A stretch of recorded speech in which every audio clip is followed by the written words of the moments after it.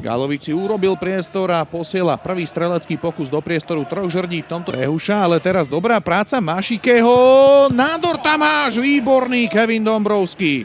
A opäť Dominik Špiriak, ďalší priestor na center, ktorý nájde Šmehila. Výborne Dombrovský.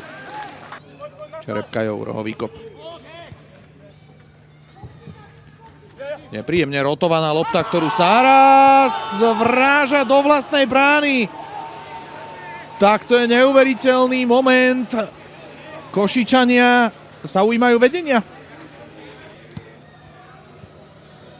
Nepríjemne padala tá lopta, ale toto bol veľmi neistý zákrok, ktorý nám predviedol Benjamin Sáras. Do dvojgolového vedenia, pretože Madleňák je v 16-ke.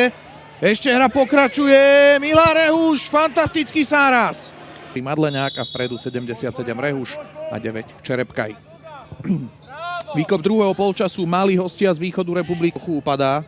Teraz ale je v zaujímavej pozícii Kýš, opäť vynikajúci Dombrovský. Palán, lopta prepadla ku Mašikemu, ponechaná výhoda Mašike. Dombrovský loptu iba vyráža pred Nándora Tamáša a je vyrovnané. Šmehila jeho center. Opäť Skrumáš, po ktorej prišlo zakončenie. V priestore Čerepkaj.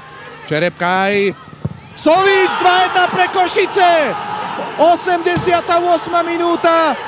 A to, čo som hovoril, sa stáva skutočnosťou. Komárno síce bolo v dnešnom zápase lepšie, ale Košice sú efektívnejšie.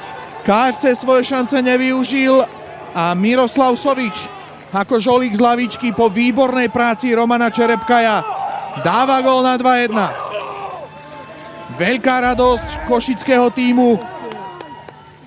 Sovič si výborne počkal pod tou trojicou brániacich hráčov Komárna. Všetci traja sledovali pohyb Romana Čerepkaja. Nikto si Soviča nevšímal v druhej vlne a preto nemal najmenší problém Miroslav Sovič zasunúť loptu do odkrytej brány a dať tak svoj prvý gól v Nike.